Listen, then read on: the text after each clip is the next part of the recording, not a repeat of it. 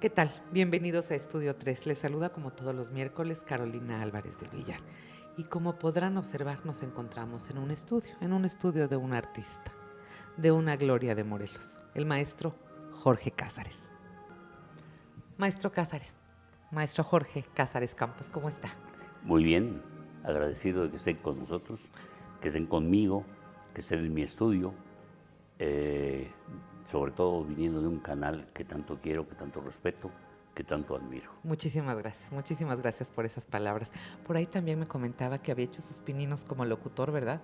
Sí, como no, en la XCJC, hace muchos años, allá en los 50, cuando estaban como compañeros Roberto Armendáriz, Guillermo Vergara, Raúl Araceli Rojas, todos ellos, grandes amigos, que ellos sí siguieron.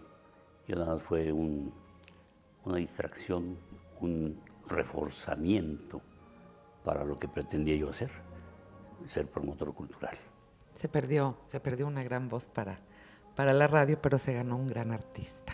Así considero. Maestro, platíqueme de su infancia. Empecemos por el comienzo. Yo nací, por fortuna, en esta maravillosa ciudad, ya más conflictiva ahora, por desgracia, en donde siempre que se me pregunta sobre ello digo lo mismo, era el paraíso. Era el paraíso porque teníamos la suerte de tener. Yo nací frente al Palacio de Cortés, ahí en la Casa Cárdenas, un edificio que recientemente pusieron una placa donde nací. Entonces yo vivía en toda esa zona, vivía alrededor del Palacio de Cortés, andaba en mi triciclo, alrededor de la glorieta. Entonces era para mí un lugar entrañable, es para mí y sigue siendo y siempre será un lugar entrañable. No existía todavía el Boulevard Juárez, eran huertas, ahí empezaban las huertas. Había un pequeño callejón, el callejón de Gomara, que conectaba con la calle de las Casas. Entonces era el paraíso. El olor, el aroma, todos los sentidos se avivaban con la belleza, con el olor, con la luz, con el gusto. El paladar se deleitaba con los mangos. Todos íbamos a pedrear los mangos y a bajarlos, y las guayabas y las pomarrosas. Todos los frutos de los cuales Cuernavaca era muy generoso. ¿Cuántos hermanos, maestro? Somos 7. Yo soy el mayor, soy el primogénito. Y le debo decir, nunca he podido salir de Cuernavaca. He visitado, conozco medio mundo. Tengo la enorme fortuna de conocer todo mi país, rincón a rincón. Lo amo entrañablemente, pero Cuernavaca es mi querencia, Cuernavaca es mi punto de apoyo para todo, todas las decisiones. Y he querido darle precisamente a mi estado parte de lo que se me dio, de lo que se me ha dado, la fortuna de poder ser artista, de poder transmitir ese amor, ese cariño, esos paisajes que vi yo en abundancia. La abundancia en Cuernavaca era enorme, nos acostumbramos a la abundancia, entonces creo que pocos seres se dan cuenta de la abundancia que tenemos en el país. No hemos sabido aquilatar el país en esa abundancia de cosas positivas. Entonces es una tristeza porque la sensibilidad, la hipersensibilidad en el mexicano debe estar latente, debe de acrisolarse, debe de crecer para amar al país y para hacer algo por él. Cuénteme a qué olía la cocina de su mamá. Yo me acuerdo que en la casa siempre hacían los pucheros, aquellos caldos que eran pues obligadamente necesarios para los niños que estaban creciendo. Creían que el tener carne, que el tener verdura, que el tener todos los elementos nutritivos iban a ser hombres y mujercitas fuertes, pero que en lo personal eran asquerosos. El olor, para mí el olor era, no se imagina, yo no soportaba. Sufrí mucho de niño porque mi mamá me decía no te paras de la mesa si no comes. Así se Mis estilaba, hermanos, ¿no? mis hermanos comían todo. a mí el olor de la carne, el olor de esos caldos, me eran insoportables, al grado de que me mandaron al Colegio Cristóbal Colón, donde estudié de medio interno, para que aprendiera a comer. Pero era lo mismo, ¿verdad? Las coles que usaban también para los caldos, la coliflor, todas esas muy buenas. Resultó peor. Aprendí a no comer más, ¿verdad? Entonces, fue en vano el esfuerzo. Me decía mi mamá que era muy melindroso, pero bueno, cada ser humano tiene sensibilidades. Yo las tenía muy marcadas, las tengo muy marcadas en el olfato, en el gusto, en el tacto, en todo. Entonces, definitivamente, a veces los padres, por desgracia, se equivocan. A cada ser humano es distinto y cada ser humano merece un respeto, una atención, que es difícil, no se puede estandarizar, ¿verdad? Hay quienes comen piedras. Yo no podía comer eso, entonces a eso olía la casa. Estudia usted en el Colegio Cristóbal Colón. Sí. ¿Hasta qué año, maestro? Yo estudié el primero y segundo año de primaria en la escuela Benito Juárez, aquí a 2 cuadras. Después se suscita una cosa muy bella, había torneos de fútbol. Yo no jugaba fútbol, pero pues uno se ve inmerso en ello. Y veo de inmediato que van escuelas a jugar con los nuestros, con nuestro equipo. Y veo, digo en un libro que editó la Sede Sol, que veía unos muchachos güeritos, que eran excelentes. Y nos metían unas pelas espantosas, ¿no? Nos ganaban.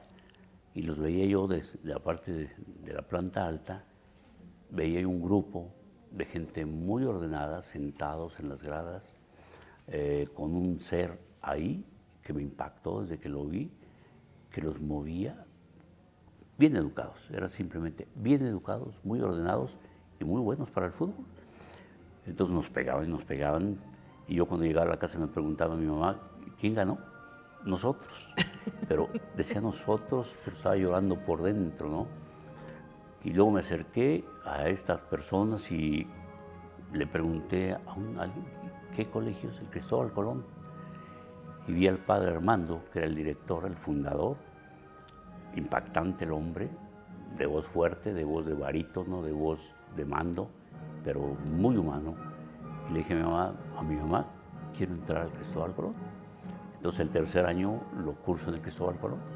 Son de esas escuelas en donde usted aprende moral, en donde aprendí escultismo, en donde aprendí ética, en donde aprendí muchas cosas que por desgracia ya no se usan. Algo que le hace falta a la humanidad es el respeto, lo que le hace falta a la humanidad es valores morales. Todo eso lo aprendimos ahí, lo abrevamos, y como maestros, como catedráticos, posteriormente lo pusimos en práctica y rindió buenos frutos. En múltiples ocasiones, como tengo acceso a los gobiernos, les he pedido a los secretarios de Educación que saquen nuevamente a la luz el manual de Carrillo, que está en desuso, quizá por los términos que se usan, pero que no nos vendría mal a jóvenes, a gente adulta, retomarlos y ponerlos en práctica. El civismo es algo que hay que tomar muy en cuenta porque es la formación interior, la formación mental, la formación de actitudes, la formación de capacidades, la formación en todos sentidos para hacer una educación integral. El ser humano le hace falta tener una formación integral. Y bueno, yo creo que ya me extendí más de la cuenta. Cuénteme, maestro, su primer contacto con el arte. A lo mejor en ese momento todavía no sabía a qué se iba a dedicar. Pero ¿cuál fue su primer contacto con el arte? ¿Qué le impresionó? ¿Qué le llamó la atención? ¿Dónde fue? Bien, mire, yo trabajaba haciendo dibujitos, haciendo manualidades desde niño, desde que vivía yo ahí, desde los 4 o 5 años, como cualquier niño. Todos los niños dibujan, todos los niños pintan, todos los niños tienen necesidad de expresarse. Posteriormente trabajo con un pintor local, haciendo tarjetas de Navidad, tarjetas postales que hacía a mano. Me sirvió de ejercicio, me sirvió de ingresos que hacían tanta falta en la casa. desde muy niño, de los 12 años, empiezo a trabajar porque había muchas necesidades y ahí es mi primer contacto. Sin embargo, yo tenía necesidad de pintar y buscaba esa posibilidad. Entonces, ¿qué hago? Busco independizarme, busco pintar, aprender, porque no había maestro, este señor no me quiso enseñar jamás. Pero, ¿qué hago yo? Empiezo a adquirir libros, empiezo a comprar libros. En la secundaria tengo un maestro excelente, el arquitecto André, que me enseña perspectiva. Entonces, eso me da la posibilidad de empezar a crecer como pintor. Compro libros de flora, compro libros de fauna, compro libros cómo conocer las nubes, cómo identificarlas, cómo conocer la tierra. Estudio geología, estudio todo lo que hay que estudiar para tener conciencia plena de qué es lo que uno va a hacer. Entonces, definitivamente, esto en el inicio soy como autodidacta, funciona de maravilla. Es más difícil, indudablemente, que uno vaya aprendiendo un libro a tener un maestro físico. Pero yo siempre he hablado de mis maestros de papel. Todos los libros que allego a mi legajo cultural, precisamente me dan ese sustento. Entonces, así voy aprendiendo, con la tela bajo el brazo, con el caballete al hombro, con mi estuche, con mucho ánimo, con mucha ambición, con mucha hambre, y logro empezar a pintar. Y posteriormente, pues ir vendiendo, si se podía, regalando también, pero practicando mucho. Después de una etapa muy difícil en donde tenemos que darle a mis hermanos educación. Mi madre y yo, mi madre era empleada de gobierno, ya no existía mi padre, entonces tengo que ser el papá de la familia y tenemos que darle educación a los 6 hermanos, darles profesión, porque mi madre decía, yo no sé cómo lo voy a hacer, pero tengo que tener 7 profesionistas, como todas las madres, que son todo amor, que son toda intención. Pero cuando uno es sensato, yo era muy sensato desde niño, era muy equilibrado, decían, no, no vas a poder. Sí voy a poder. Y dije, no, yo quería ser en un principio médico. Tuve la intención de estudiar medicina y de hecho vacío esa, no frustración, esta falta de haber estudiado medicina, siendo en el año 60 que me invita el rector Félix Frías a participar como catedrático, como el primer catedrático joven de la Universidad del Estado, impartiendo clases de anatomía. Entonces, yo creo que la vida es tan generosa con todos los seres humanos, los que tenemos confianza en la vida, los que tenemos ambiciones, los que tenemos metas, pues vamos buscando hendiduras, por pequeñas que sean, para meterse, para brevar, para aprender y sobre todo para saber dar. Entonces, esa ha sido la vida, una vida de lucha, una vida de entrega, una vida de, sobre todo, de servicio. No hay cosa más importante en la vida que saber servir. Y la vida le devuelve a usted 10 veces más de lo que da, ¿verdad? Esa ha sido, no sé si me desvío, pero bueno.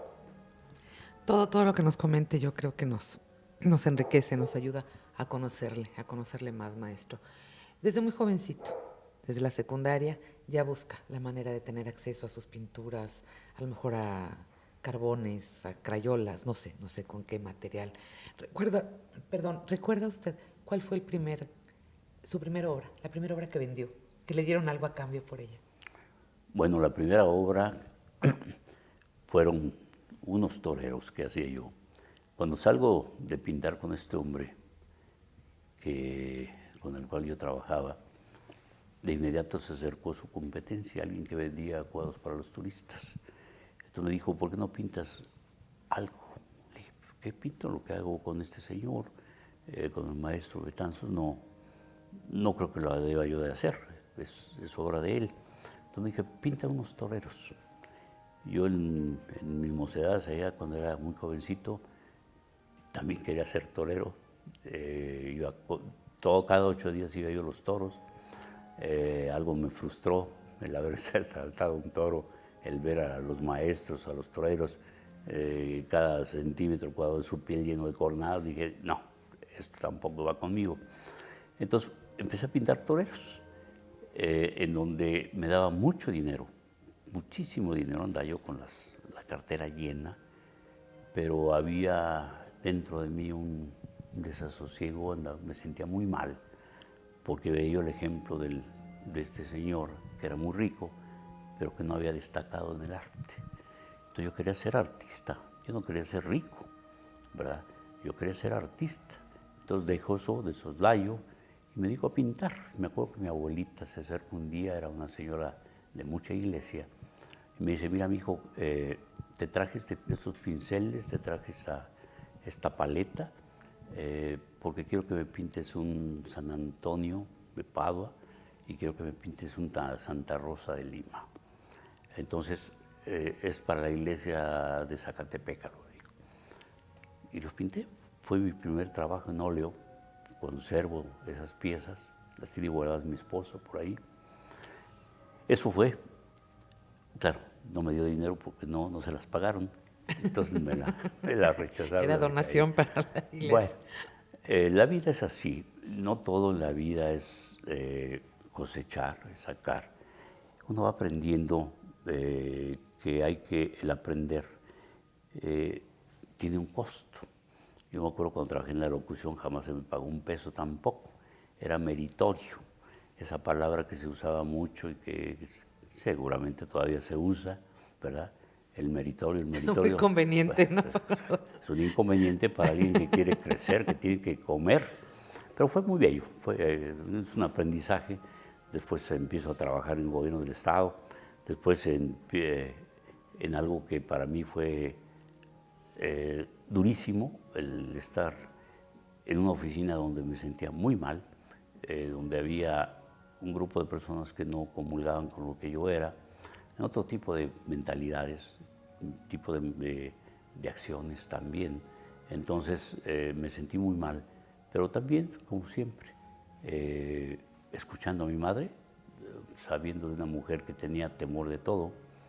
Ella quería que tuviera yo sueldos fijos, que para mí era una aberración, porque decía la gente que sabe trabajar, la gente que como yo que pinto, pues lo que no necesita es sueldos fijos, y sea la aventura, es trabajar. El arte no es una tienda, ¿verdad? No es un negocio. El arte es crear, el arte es estar en la línea de juego siempre, ¿verdad? El crecer, el ir adelante, el tomar la plaza más adelante, esa es una lucha permanente, pero una lucha que ojalá todos los seres humanos tuvieran en un momento dado cierta afición, cierta tendencia por acercarse a las bellas artes. Ahí determiné que yo ser promotor cultural y que tenía que estar hasta el final de mi vida, luchando por ello. Se ha ido logrando, que es lo importante.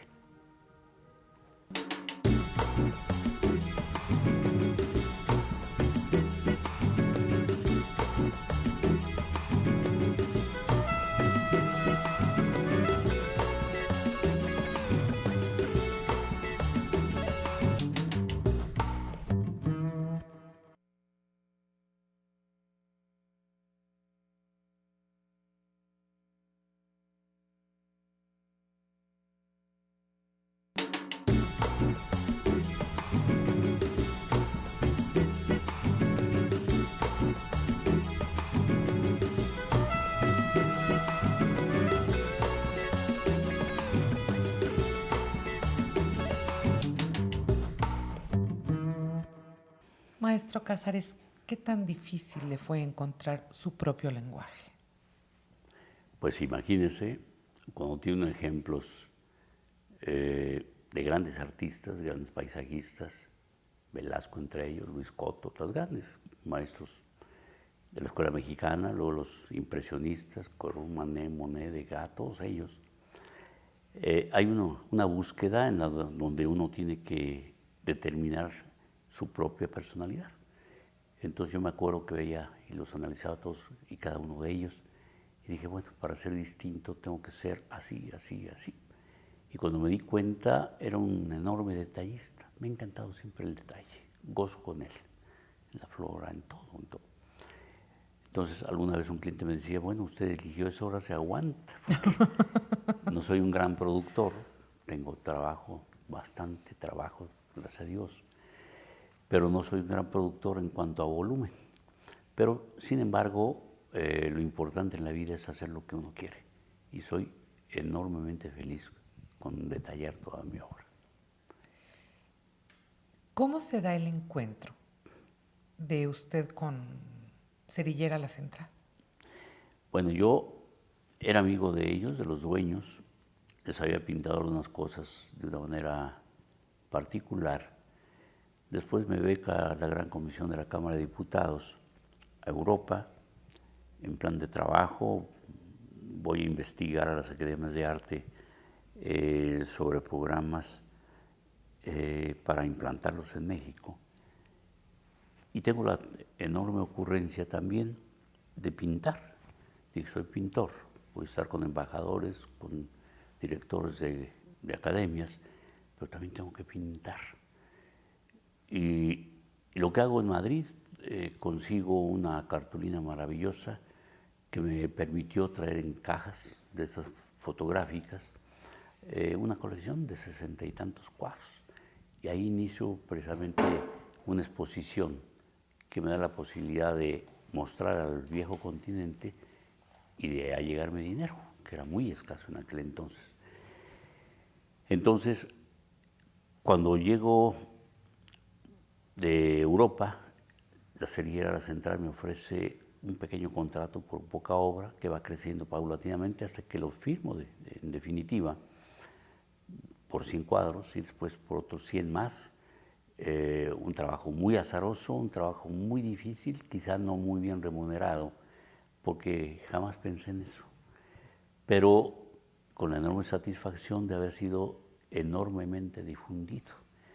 ¿Por qué razón? Para mí fue una experiencia que me permitió conocer mi patria, de sentirla entrañablemente, de amarla más, centímetro a centímetro, quizás presumir, metro a metro, kilómetro a kilómetro, su gente, todas, sus desiertos, sus costas, sus selvas, la gente misma, sus regiones, su historia. Entonces eso se difundió de una manera tan grande, tan amplia, que yo creo que es difícil que alguien haya sido difundido de tal forma. Se imprimían 3 millones de cajetillas diarias durante 30 y tantos, cerca de 40 años. Es una locura, 3 millones de diariamente. diarias. Entonces había una penetración en todos los niveles. Yo me he encontrado siempre gente de todos niveles, de banqueros, industriales, obreros, campesinos. Yo vivo en el campo la mitad de mi vida y todos usan cerillos, o usaban cuando menos antes. Entonces es una penetración en el ama de casa, en la cocina, en todos lados. Entonces eso me dio una gran satisfacción de que además la sociedad, el público, exigía las cajetillas que tenían los paisajes de México. O sea, hizo la Cerillera La Central una labor muy amplia, una labor muy bella, una labor que ojalá las empresas, la iniciativa privada, lo hiciera con los artistas. Esa sería una manera de educar también, una manera de vincular al gran público con el arte, con la cultura. Y además ayudar al artista a que crezca. Maestro, 100 obras. Usted me comentaba que inicialmente se hizo un contrato por 100 obras para la Cerillera y adicionalmente había otro por otras 100 obras. Finalmente, ¿en cuánto quedó? Porque me imagino que se debe haber visto muy presionado. Tengo que entregar tal obra. El arte, esta creación artística no se da así como si fueran bolillos, Claro, ¿no? claro que no. Y más cuando usted tiene que recorrer todo el país por carretera, porque no lo puede hacer por avión, no lo puede hacer por otro medio. Entonces, al recorrerlo por carretera, yo viajaba solo meses pintando lugares escogidos, profeso por mí. Entonces, no era fácil, hay que darle varias vueltas al país, hay que dividirlo en secciones y estar también con el compromiso de entrevista. La publicidad es algo que me quitaba tiempo, que era y muy importante, pero que también fue muy satisfactorio. Le decía yo que me había entrevistado Barrios Gómez, Luis Espota, Sabrudowski, Lolita Ayala, Estacia de la Garza, cuánta gente no me entrevistó. Entonces, había que ser actor, había que ser difusor, había que ser pintor, había que ser chofer, había que ser todo. Muy desgastante, entonces el segundo contrato no quise concluirlo porque era demasiado trabajo. Era mucho desgaste. Era mucho desgaste. A tal grado llegó mi rechazo que cuando expuse en Buenos Aires, en alguna ocasión que llevó el gobierno mexicano mi obra, había una señorita, Jean, directora de una galería de arte, una galería muy prestigiada, que me dijo, maestro, queremos comprarle toda la obra que produzca, bajo un contrato. Y dije, no, para nada ya. Entonces, ya los contratos con esas presiones les tengo temor. Algunos piensan que es desaprovechar la oportunidad, pero yo creo que el arte no se debe hacer bajo presión alguna. Sobre todo a mí que me gusta detallar, ser cuidadoso, yo creo que no hay que sacrificar la calidad por dinero. Es muy importante. Maestro, dígame honestamente, ¿en qué momento sintió Jorge Cázares, ya la hice? Pues estoy ya verdaderamente satisfecho y en este momento soy plenamente reconocido. Pues ¿Cuándo lo sintió? Le debo decir, yo creo que todavía no lo siento. Yo creo que la lucha en la vida, la lucha por lo que uno quiere crecer, por lo que uno quiere ser, es permanente. Yo creo que cuando uno se siente satisfecho, hay el enorme peligro de pararse, de detenerse, de anquilosarse. Entonces yo creo que el ser humano tiene la obligación moral de tener una justificación existencial. Esa se logra cuando se está luchando hasta el último momento de su vida, creciendo y crecer y crecer. Sabemos que hay vaivenes, sabemos que hay crecimientos, que hay picos, ¿verdad? En donde uno tiene que darse cuenta que en lugar de crecer, a veces se decrece. Pero volvemos a la lucha, estamos en esa lucha pretendiendo ser alguien, entre comillas. Entonces, todavía no me siento satisfecho, estoy en plenitud en mi vida, estoy en el mejor momento, ya di educación a mis hermanos, a mis hijos, he dado espacios culturales a mi estado, he dado trabajo, obras mías que andan por todo el mundo, en embajadas, en la Casa Presidencial de los Pinos, en muchos lugares. Entonces, definitivamente son logros, pero no satisfacciones plenas. Yo creo que hay que ser humilde para darse cuenta que ha habido grandes hombres, grandes artistas, que nos dan muestra de esa humildad que tenemos que tener ante la creación. Maestro, platíqueme de las técnicas que utiliza en su obra. He querido ser lo más completo posible. Yo creo que eso es muy importante en el artista plástico. Me dicen que soy buen dibujante, que creo que es la base fundamental de todo ello. Las técnicas, bueno, uso el óleo, indudablemente, pero dibujo, hago acuarela, he hecho temple, hago pastel, hago todas las técnicas, grabado. Entonces, todo aquello que es necesario para el artista, que son sustentos, todos son distintos. Entonces, todas las técnicas que hay dentro de las artes plásticas, trato de hacerlas a plenitud. Maestro, ¿me podría comentar, podría compartir con nosotros esta experiencia emocional y física que se da cuando empieza una obra, cuando está trabajando en una obra, cuando la está terminando? ¿Cuál es la relación suya con su obra? Pues imagínense, hablando de la creación, es distinto copiar, es distinto imitar, es distinto hacer a veces trabajos que se hacen a diario, como yo lo hacía cuando trabajaba en cartuchos deportivos, veía a los obreros, yo dibujaba maquinaria, pero ellos estaban en algo tedioso, embrutecedor, creo, para el ser humano. Cuando uno está creando, está uno poniendo imaginación y se modifica el paisaje si uno quiere. Tiene la enorme libertad de hacer eso.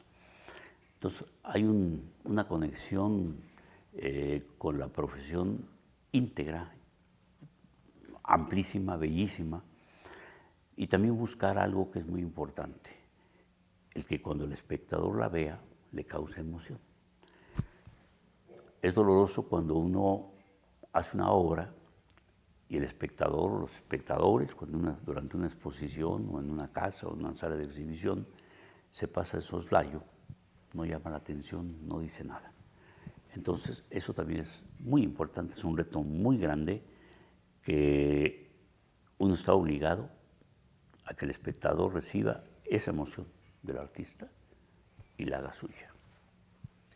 Qué difícil, porque ¿de qué depende, no? Todo esto, por ejemplo, le preguntaría, ¿de qué depende que algunos pintores se consagren y otros con la misma calidad no lo logren?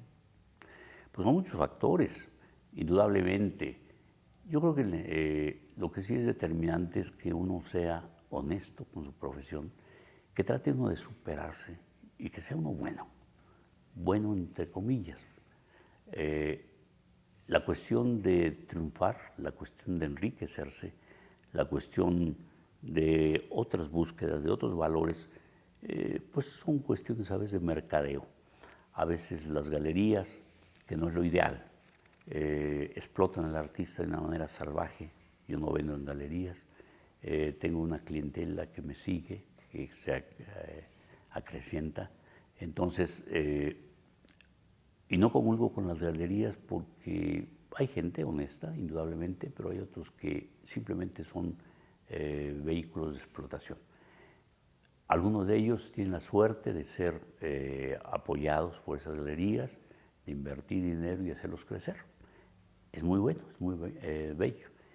A mí me gusta, y lo que he quedado atrás un poco, es hacer obra gráfica para poder extenderme a otros medios, a otros niveles. La obra en sí, la obra original, no es barata, hay que estar consciente de ello. No todo el mundo tiene acceso a la obra original. Entonces ahora estamos empezando a realizar obra gráfica que va a dar la posibilidad de buscar otro mercado para otra gente. Eso también entra dentro de ese programa de vinculación con la sociedad. El año pasado, tengo entendido, se inauguró un mural suyo dedicado al general José María Morelos. ¿Qué problema implicó trabajar en un lienzo de 3 por 10 metros, maestro? Sí. Pues técnicamente, pues no es lo mismo un cuadro de formato chico. Claro, he pintado cuadros de 3, de 4 metros, de 5. Nunca antes había hecho esto. Sin embargo, creo que es lo ideal para un artista. Volvemos al difundir la obra. El tener una obra en edificios públicos es muy importante. ¿Por qué razón? El señor gobernador va a abrir este espacio para que lo visiten los jóvenes, los estudiantes, el público en general, y ponerles ahí unas cédulas, ponerle una explicación del mural, para crear precisamente ese amor a los héroes, esa admiración a los héroes, que también nos hemos descuidado. México no es un país híbrido como lo son otros países. Estados Unidos es otra formación. México tiene un sustento cultural enorme, desde el precortesiano, el colonial. Digamos, tenemos mucho de qué presumir de nuestros héroes. El no imitar a las potencias económicas, políticas, es muy importante. Tenemos que crear en el mexicano el amor a su patria, sin estar desvinculados del país, del mundo. Tenemos que estar conscientes de que México necesita de nuestro esfuerzo.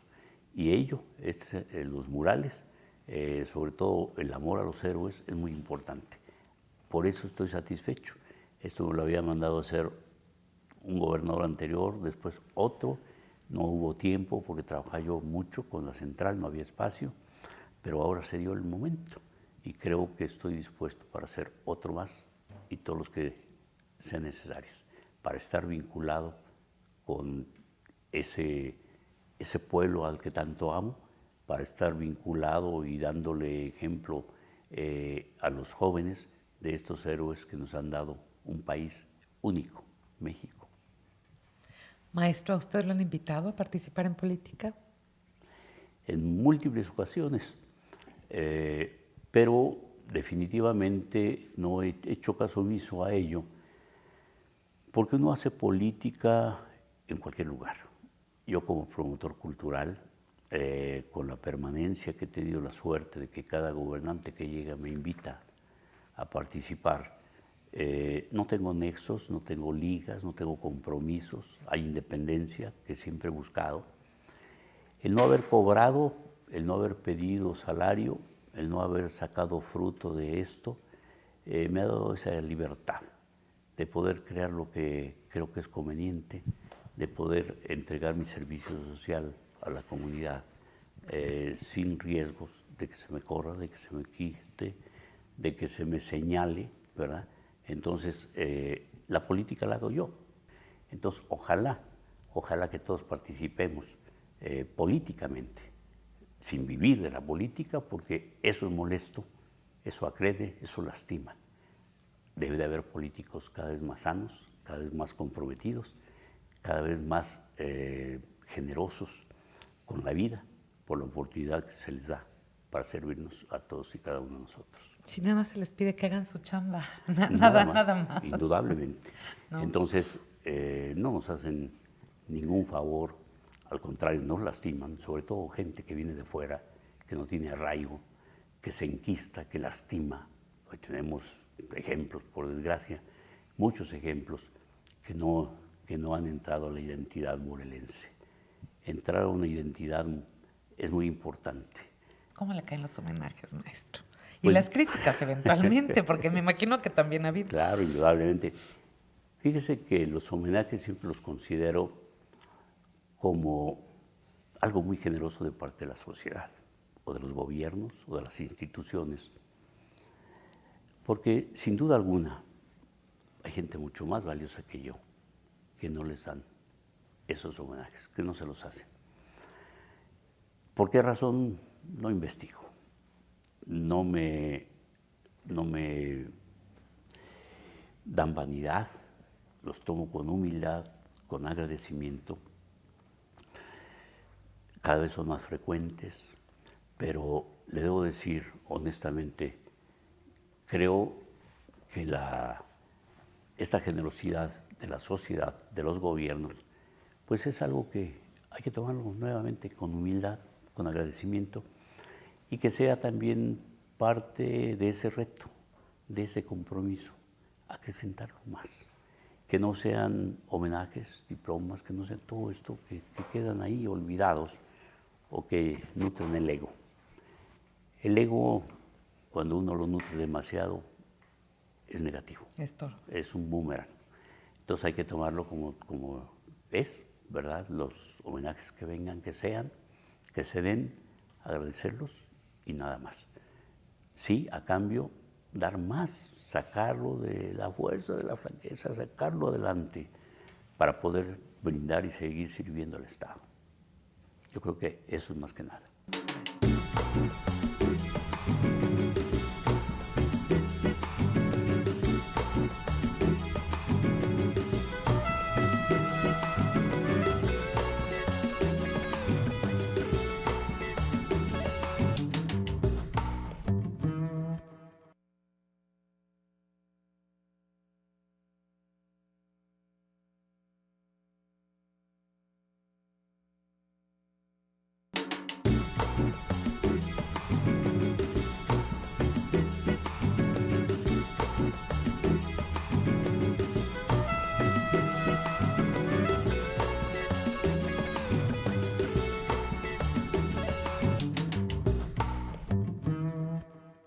Maestro, hábleme de su faceta como retratista. Es extraordinario retratista.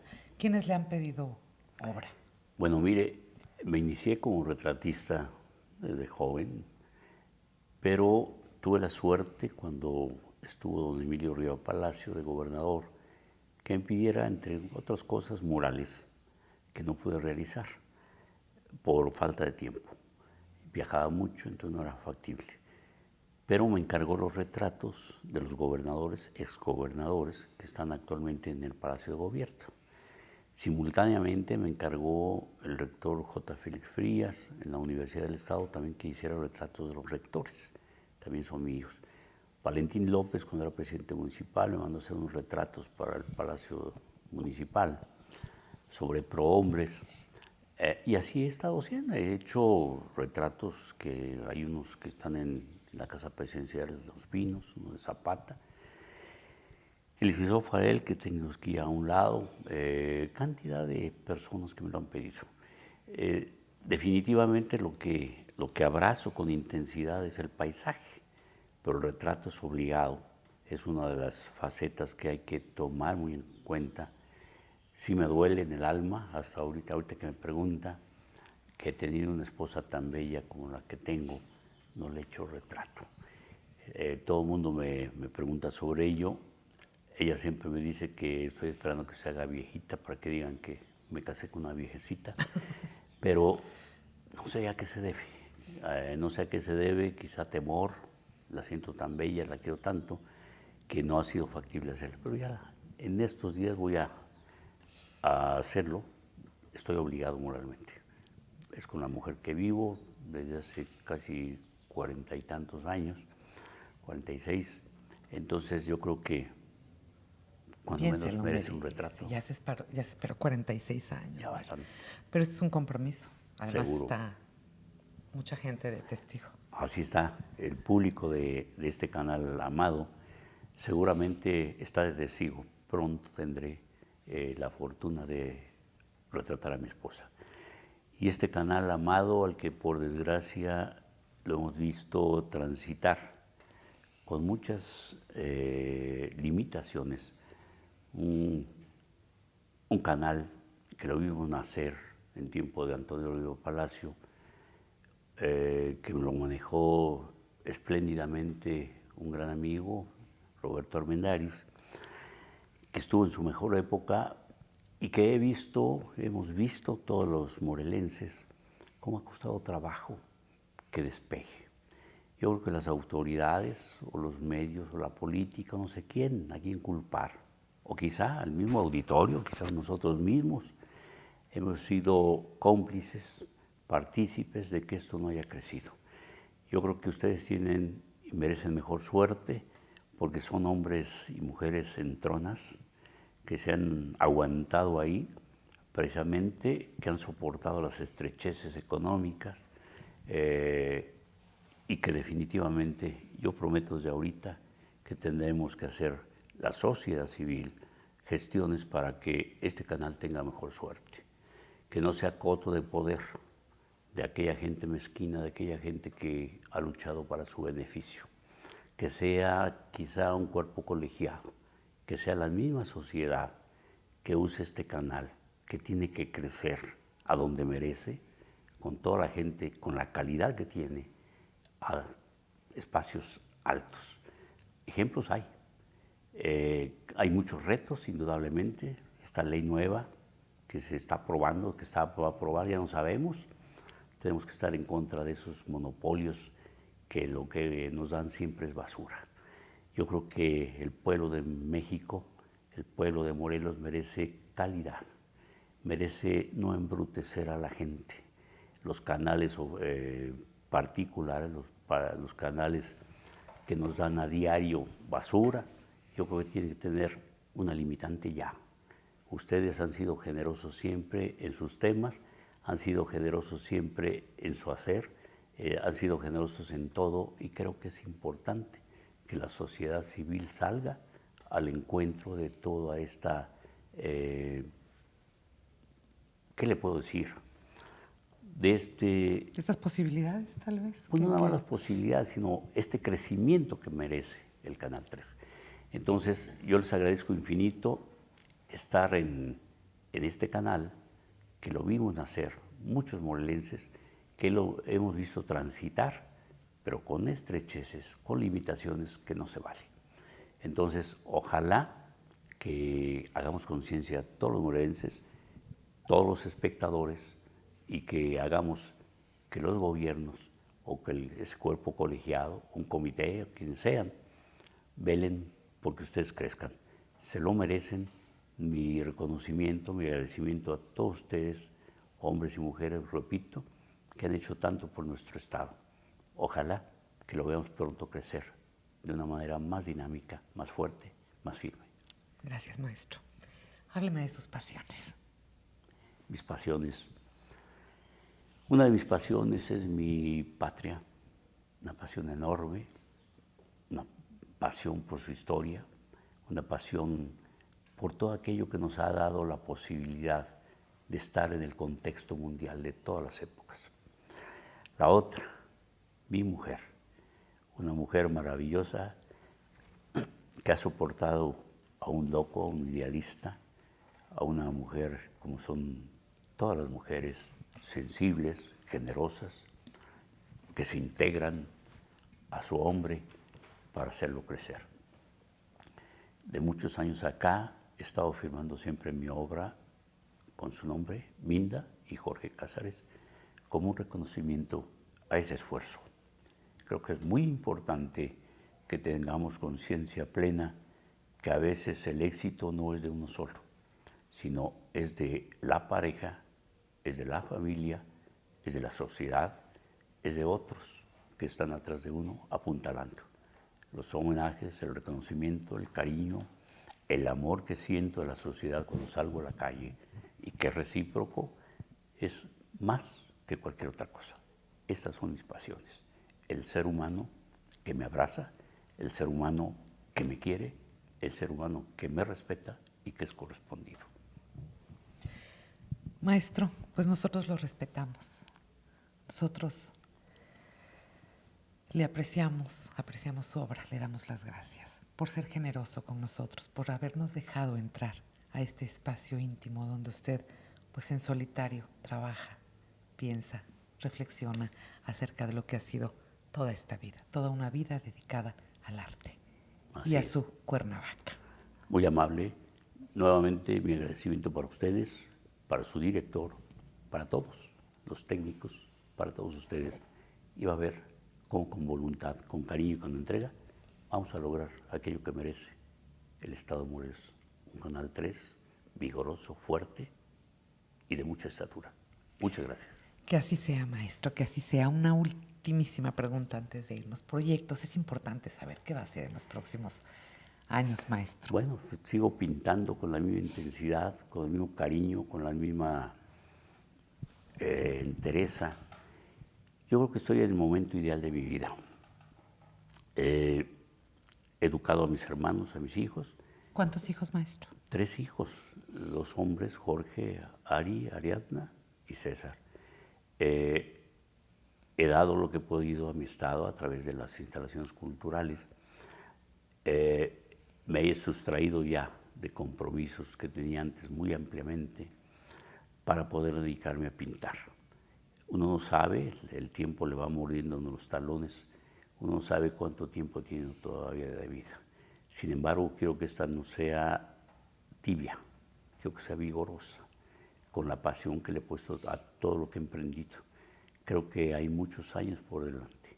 Espero en Dios que así sea, para poder seguirle dando a mi patria, a mi estado, mi obra en veneración a ellos. Que así sea, maestro. Muchas Otra gracias. vez. Mil gracias. Hasta siempre. Muy amable. Hasta la Muy próxima. amable.